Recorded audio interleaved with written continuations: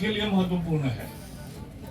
मैं भी उस समय तेलंगाना का इंचार्ज था, यानी उस समय आंध्र एक था, तो तेलंगाना की मांग को लेकर हमने लड़ाई लड़ी। राज्यसभा में मेरा ही प्रस्ताव था और बाकी सब जगह हमने लड़ाई लड़ी और सबके लड़ाई के कारण तेलंगाना हुआ। लेकिन 9 साल में तेलंगाना की सरकार ने पूरा भ्रष्टाचार और वंशवाद के कारण केवल एक फैमिली का रूल है और मोदी सरकार है कि जिसको कोई परिवार है ही नहीं, उसका देश ही, आप सब 140 करोड़ जनता ही उसका परिवार है। ये फर्क है मोदी और केसीआर में। और इसलिए यह आज कार्यक्रम हम आए हैं। ऐसे इतना एनएच का काम हुआ है, यही विकास गाथा मोदी सरकार की है। तो आप सबको बधाई देता हूं। नई सड़क अगले साल पूरी होगी और आप 25 में मैं जब आऊंगा चुनाव के बाद, तो आप मुझे नए सड़क से बंडी संजय जी ले जाएंगे। इतना ही मैं कहता हूं। बहुत बहुत धन्यवाद और बधाई सबको। अभी सभी कार्यकर्ता यही रुकेंगे क्योंकि हमने आपसे बात की है। अभी हम वहां सड़क का काम निर्माण कैसे हो रहा है वो एक 5 मिनट का विजिट करेंगे। हमारे साथ जो अधिकारी आए हैं एनएचएआई के और हमारे तीनों जिलों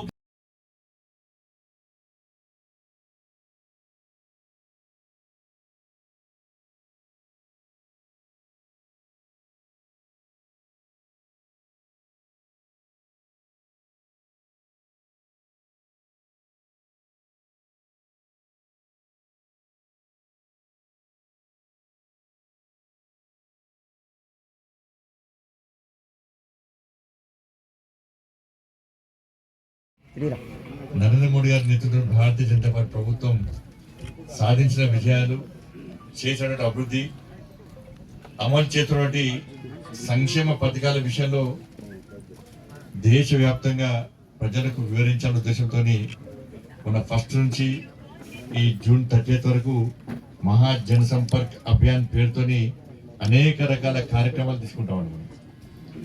ఇది విమర్శలకు ప్రతి విమర్శలకు తావేయకుండా ఒక పాజిటివ్ దృక్పథంతో నరేంద్ర మోడీ గారు చేసిన అభివృద్ధి సంక్షేమ ఫలాలను ప్రజలకు వివరించడమే ఈ కార్యక్రమం యొక్క ప్రధాన ఉద్దేశం. దానిలో భాగంగా ప్రకాష్ జావడేకర్ గారు మా కేంద్ర మాజీ మంత్రివర్యులు ఆంధ్రప్రదేశ్, ఉమ్మడి ఆంధ్రప్రదేశ్ ఉన్నప్పుడు వారు ఇన్ఛార్జిగా ఉండే వారు నిన్న కరీంనగర్ రావడం జరిగింది. నా మార్నింగ్ విలేకరుల సమావేశము, దీంతో పాటు అన్ని మోర్చాలు కలిపి సంయుక్త సమావేశము, కొంతమంది సమాజాన్ని ప్రభావితం చేసినటువంటి ప్రముఖ వ్యక్తులను కలవడము, ఇన్ఫ్లుయెన్సర్స్, సోషల్ మీడియా ఇన్ఫ్లుయెన్సర్స్, దాంతోపాటు కేంద్ర ప్రభుత్వము పూర్తి స్థాయిలో నిధులిచ్చి అభివృద్ధి చేసినటువంటి ఏ ఒక్క ప్రాంతాన్ని సందర్శించడం, ఇట్లా అనేక రకాల కార్యక్రమాలను తీసుకోవడం జరుగుతున్నది. దానిలో భాగంగా ఈరోజు నేను మీరందరూ ప్రేమ అభిమానంతో గెలిపించిన తర్వాత నిజంగా మీ అందరికి రుణపడి ఉంటాను. నేను మీరు పార్లమెంట్ సభ్యునిగా గెలిపించారు కాబట్టి ఇవాళ నేను రాష్ట్ర అధ్యక్షుడైనా, రాష్ట్ర వ్యాప్తంగా ఎదుగుతున్నా. ఇలా తెలంగాణ రాష్ట్రంలో మన ప్రభుత్వం రావడానికి కష్టపడి పనిచేస్తున్నాం అందరూ కూడా. కాబట్టి మీరు గెలిపించిన పార్లమెంట్ సభ్యుని తర్వాత ఎలికతుర్తి నుంచి సిద్దిపేట వరకు మన NH 765 ఈ జాతీయ రహదారి విస్తరణ కోసము దాదాపు 578 కోట్ల రూపాయలను మనం కేంద్ర ప్రభుత్వం, నరేంద్ర మోడీ గారి ప్రభుత్వం కేటాయించిన విషయం మీ అందరూ తెలిసిందే.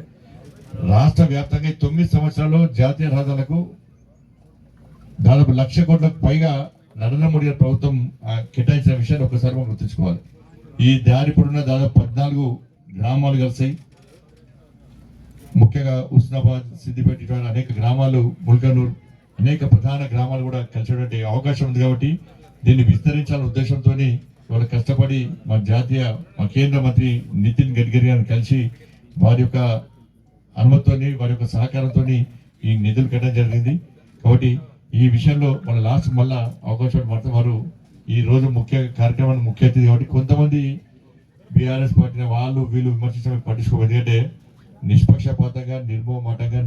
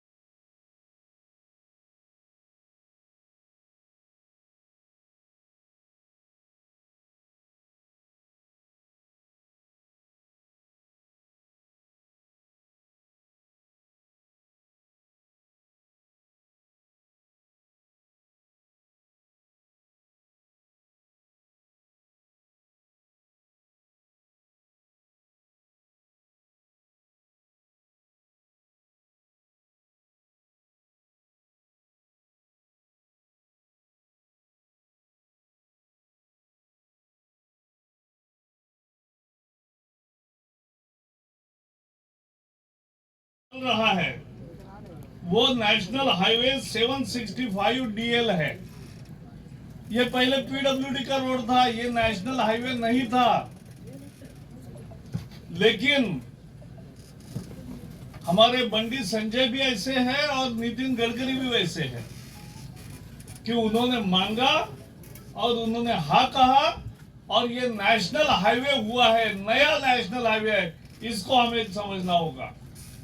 और अब इस नेशनल हाईवे को सिद्दीपेट, हुस्नाबाद, मुल्कनूर और एलका तुर्ती इन सभी प्रमुख गांव में और 14 गांव में 4 लेन का रोड नेशनल हाईवे के स्टैंडर्ड का होगा, बहुत अच्छा होगा। कांग्रेस के जमाने में रोड बनते थे, दूसरे ही साल खराब होते थे। अटल जी ने पहले प्रधानमंत्री ग्राम सड़क योजना शुरू की, उसकी टर्म्स कंडीशंस ही ऐसी रखी कि कॉन्ट्रैक्ट और अच्छी क्वालिटी का गारंटी कैसे दे सकते कि यह अच्छा रोड हुआ है। बिटुमेन अच्छा किया है, यूज किया है, ये कैसे पता चलेगा।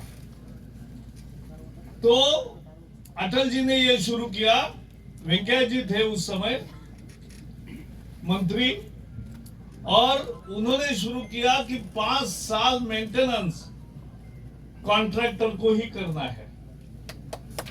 तो उससे क्या होता है, क्वालिटी अच्छी करना पड़ता है। अगर बुरा करे तो हर साल खर्चा होगा, तो वो घाटे में जाएगा। तो इसलिए अटल जी ने ये क्वालिटी रोड्स की कल्पना लाई और अमल में लाई। उसके बाद फिर यूपीए का सरकार था जिसको टीआरएस का सपोर्ट था। केसीआर 5 साल मंत्री भी थे, तो उसके जमाने में पूरे रोड का वही फिर से शुरू हुआ, रोड कम करप्शन ज्यादा, रोड कम करप्शन ज्यादा। लेकिन अब फिर मोदी सरकार आई, यहां काम ही काम कर रहे हैं। और गडकरी जी ने, जैसे मैंने कहा, इसको एनएच डिक्लेयर किया और ये नई सौगात आपके लोगों को मिल रही है। एक आंकड़ा सुनकर बहुत अच्छा लगेगा आपको। तेलंगाना आजाद हुआ 1948 में 17 सितंबर को, 1948। तब से 67 साल में, यानी 2014 तक केवल 2500 किलोमीटर के नेशनल हाईवे बने थे। कितने सालों में? 60 सालों में 2500 केवल किलोमीटर बने थे। लेकिन गडकरी और मोदी जी ने ऐसा गति बढ़ाया कि पिछले 9 साल में नए 2500 किलोमीटर के 2500 किलोमीटर के रोड नेशनल हाईवे के पूरे हुए हैं। ये मोदी जी का काम है। क्यों मोदी सरकार अच्छा काम करती है, करप्शन नहीं है। मुझे बताओ, पहली सरकार है कि 9 साल हुए लेकिन एक भी मंत्री पर विपक्षी दल अपोजिशन भी एक भी भ्रष्टाचार का आरोप नहीं कर सके। पहले करप्शन ही करप्शन होता था। तो ये विशेषता है और इसलिए 1,09,000 करोड़ रुपए तेलंगाना के नेशनल हाईवे को मोदी सरकार ने मंजूर किए हैं। 1,09,000 करोड़, कभी नहीं देखी थी रकम ऐसी। और देश भर में पिछले 9 साल में 50,000 किलोमीटर के हाईवेज, नेशनल हाईवे पूरे हुए हैं। 50,000 किलोमीटर, ये डबल है। पहले 5 साल में यूपीए के जमाने में जितने हुए थे उससे डबल किए हैं हमने 9 साल में। तो ये मोदी सरकार का करिश्मा है और यही हम करते रहेंगे। इसलिए लोगों को जाकर बता रहे कि देखो कैसा काम हो रहा है और आप भी निगरानी रखो। और इसलिए మాజీ మంత్రి గారు చెప్పినట్టుగా విలేకరుల సమావేశమైంది.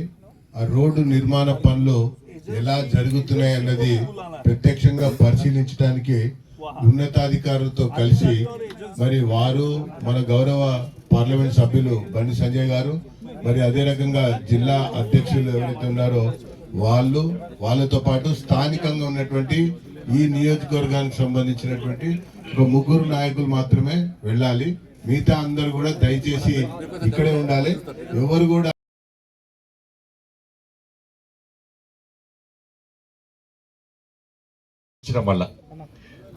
అవునా కదా?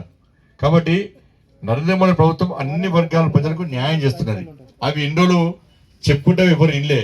ఈ 30 రోజుల పాటు మన నితిన్ గడ్కరీ మన అవి రావడం, ప్రకాష్ జవదేకర్ రావడం దానికోసం వచ్చినారు. ఈ 30 రోజుల పాటు నరేంద్ర మోడీ ప్రభుత్వం పేదలకు ఏం చేసింది అని చెప్పడానికి మాత్రమే ఈ కార్యక్రమాన్ని ఏర్పడేస్తాం. కాబట్టి ఈ రోడ్డు నరేంద్ర మోడీ ప్రభుత్వం శాంక్షన్ చేసింది కాబట్టి దాన్ని చూడడానికి ఈరోజు ప్రకాష్ జవదేకర్ గారు వచ్చారు. ఇంత ఈ 1 డెడ్డలో మీరందరూ రావడం కూడా చాలా సంతోషం. మీ అందరు కూడా నా తరపున, మా అందరి తరపున, ప్రకాష్ జవదేకర్ జీ తరపున మీకు హృదయపూర్వక ధన్యవాదాలు తెలియజేస్తున్నాం. ఒక్కసారి అక్కడికి ఎవరు రాదు, అధికారులు, జిల్లా అధ్యక్షులు, ఇక్కడ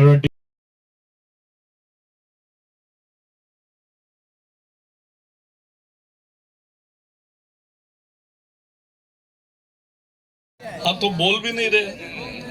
आप महिलाओं ने नहीं लिया, बोलो ना। కరోనా వ్యాక్సిన్ గురించి అడుగుతున్నారు. ఇక్కడ కూర్చున్న వాళ్ళందరూ కరోనా వ్యాక్సిన్ 2 డోసులు తీసుకున్నట్టయితే చేయలేపండి అని అంటున్నారు. अब ले लिया। कल हमारा यहाँ के एक कार्यकर्ता मुझे मिले, मस्कत में थे। मस्कत में उनको एक वैक्सीन को 8,000 रुपए देना पड़ा, 16,000 रुपए 2 डोज को देना पड़ा। आपने कितना दिया? సార్ ఏమంటారంటే మన మస్కర్ నుంచి ఒక అతను కలిసిండట. ఒక్కొక్క వ్యాక్సిన్ కు 8,000 రూపాయలు ఖర్చు ఇచ్చినాడ. ఒక్క వ్యాక్సిన్ ఒక్క డోస్ కు 8,000 రూపాయలు ఖర్చు చేసి నేను 2 డోస్లకి ఎంత 16,000 రూపాయలు. ఆయన 16,000 రూపాయలు మస్కర్ ఖర్చు పెట్టినట. మీరు ఎంత ఇచ్చిండ్రు వ్యాక్సిన్ కోటున్నారు? ये किसने मुफ्त दिया? आप में से यहाँ कितने लोग हैं जिनको फ्री राशन, क्या कहते हैं यहाँ, ఉచితంగా బియ్యం ఇస్తారు?